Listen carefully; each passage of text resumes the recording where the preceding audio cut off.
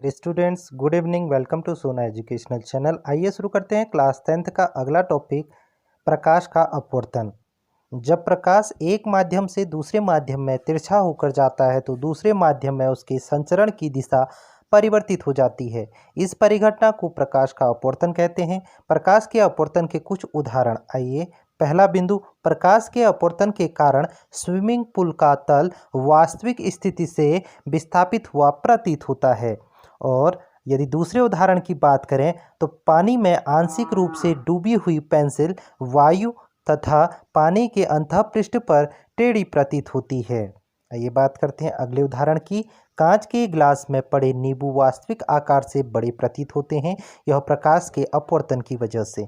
कागज पर लिखे शब्द गिलास स्लैब से देखने पर ऊपर उठे प्रतीत होते हैं, यह भी प्रकाश के अपवर्तन की वजह से।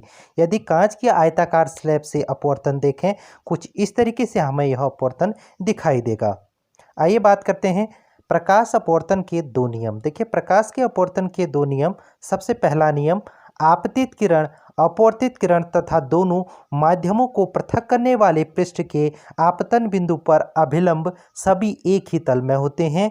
और यदि प्रकाश के अपवर्तन के दूसरे नियम की बात करें तो प्रकाश के किसी निश्चित रंग तथा निश्चित माध्यमों के युग्मों के लिए आपतन कोण की जा साइन तथा अपवर्तन कोण की जा साइन का अनुपात स्थिर होता है। इसे स्नेल का अपवर्तन नियम भी कहते हैं। ऐसा है साइन आई बट्टा साइन आर बराबर स्थिरांक अर्थात कांस्टेंट होता है। यदि अपवर्तनांक की बात करें तो इसे स्मॉल एन से प्रदर्शित किया जाता है। माध्यम 1 में प्रकाश की चाल बट्टा माध्यम 2 में प्रकाश की चाल, जो कि न्यूमेरिकल्स में हमारी मदद करेगा।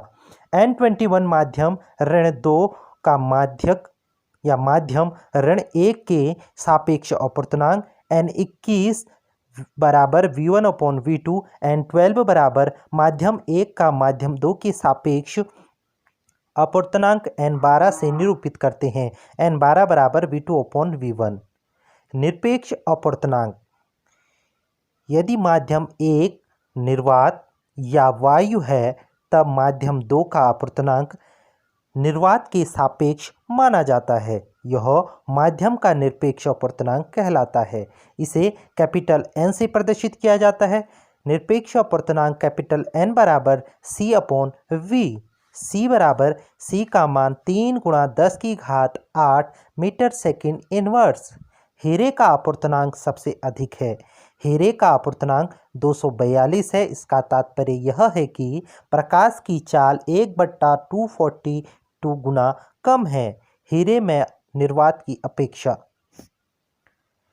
प्रकाशीय संघनन माध्यम, दो माध्यमों की तुलना करते समय अधिक अपवर्तनांक वाला माध्यम दूसरे की अपेक्षा प्रकाशीय सघन होता है। आइए बात करते हैं प्रकाशीय विरल माध्यम। जब दो माध्यमों की तुलना करते समय कम अपवर्तनांक वाला माध्यम प्रकाशीय विरल का माध्यम कहलाता है। जब प्रकाश की किरण विरल माध्यम से सघन माध्यम में जाती है तो उसकी चाल धीमी हो जाती है तथा वह अभिलंब की ओर झुक जाता है, जैसे कि आपको चित्र में दिखाई दे रहा है। विरल माध्यम से जब सघन माध्यम में जा रही है तो इसकी ओर झुक जा रही है, अभिलंब की ओर यह झुकती हुई दिखाई दे रही है किरण। और जब प्रकाश की किरण सघन माध्यम से विरल माध्यम में जाती है तो इसकी चाल बढ़ जाती है, अर्थात ये अभिलंब से दूर हट जाता है। तो हम चित्र में देख सकते हैं, सघन माध्यम से यदि विरल माध्यम में कोई पदार्थ या कोई चीज़ डाली जा रही है तो वह अभिलंब से दूर हट रही है। आइए बात करते हैं गोलीय लेंस की। गोलीय लेंस दो तलों से घिरा हुआ कोई पारदर्शी माध्यम जिसका एक या दो या दोनों तल गोलीय होते हैं उसे गोलीय लेंस कहते हैं। लेंस दो प्रकार के होते हैं गोलीय लेंस, उत्तल लेंस और अवतल लेंस। यदि हम उत्तल लेंस की बात करें तो यह किनारों की अपेक्षा बीच में मोटा होता है। यदि अवतल लेंस की बात करें यह बीच की अपेक्षा किनारों में मोटा होता है। यदि उत्तल लेंस की बात करें इसे अभिसारी लेंस कहते हैं और यदि अवतल लेंस की बात करें इसे अपसारी लेंस कहते हैं। यदि उत्तल लेंस की बात करें तो हमें उत्तल लेंस कुछ इस तरीके से दिखता है और यदि अवतल लेंस की बात करें तो हमें इस तरीके से दिखता है। जो कि न्यूमेरिकल्स में भी हमारी मदद करेगा। आइए उत्तल लेंस के किरण आरेख बनाने के नियम के बारे में बात करते हैं। देखिए, पहला नियम, बिंब से मुख्य अक्ष के समांतर आने वाली कोई प्रकाश किरण उत्तल लेंस से अपवर्तन के पश्चात लेंस के दूसरी ओर मुख्य फोकस से गुजरेगी। देखिए, दूसरी ओर मुख्य फोकस से होते हुए, ये है मुख्य फोकस, यहाँ से होते हुए गुजरेगी, तो हमारा पहला नियम हो जाएगा। और यदि हम दूसरे बिंदु की बात करें तो मुख्य फोकस से गुजरने वाली प्रकाश किरण उत्तल लेंस से अपवर्तन के पश्चात मुख्य अक्ष के समांतर निर्गत होगी। देखिए, ये होते हुए मुख्य अक्ष के समांतर जा रही है, इसके पैरेलल है। यदि अगले पॉइंट की बात करें, लेंस के प्रकाशीय केंद्र से गुजरने वाली प्रकाश किरण अपवर्तन के पश्चात बिना किसी विचलन के निर्गत होती है। देखिए, यहाँ कोई भी विचलन नहीं हो रहा है और सीधे के सीधे निकल जा रही है मुख्य केंद्र से। यदि इसके स्थिति और बिंब की स्थिति, प्रतिबिंब की स्थिति और इसके आकार और प्रकृति की बात करें तो यदि बिंब अनंत पर है और प्रतिबिंब की स्थिति F2 पर होगी और प्रतिबिंब की आपका आपेक्षिक आकार अत्यधिक छोटा होगा, प्रतिबिंब की प्रकृति आभासी और उल्टी होगी।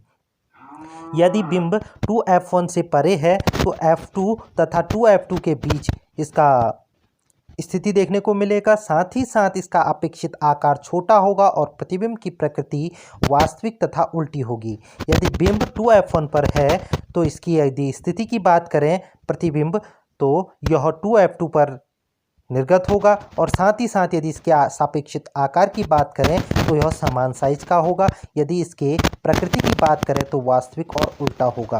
और यदि इसका बिंब F1 टू F1 के बीच है तो यह 2F2 से परे होगा और बड़ा होगा, अर्थात विवर्धित होगा, प्रकृति इसकी वास्तविक और उल्टी होगी। और यदि बात करें फोकस F1 पर यह बिंब है तो इसकी स्थिति की बात करें अनंत पर होगा, आकृति की बात करें या इसके आकार की बात करें तो इसका आकार अत्यधिक विवर्धित होगा, वास्तविक तथा उल्टा इसकी प्रकृति होगी। और यदि फोकस F1 तथा प्रकाशीय केंद्र O के बीच है बिंब, तो उसकी स्थिति जिस बिंदु पर है वहां बिंब और लेंस के उसी ओर होगी। और यदि इसके साइज की बात करें, आकार की बात करें तो यह बड़ा होगा, विवर्धिता होगा।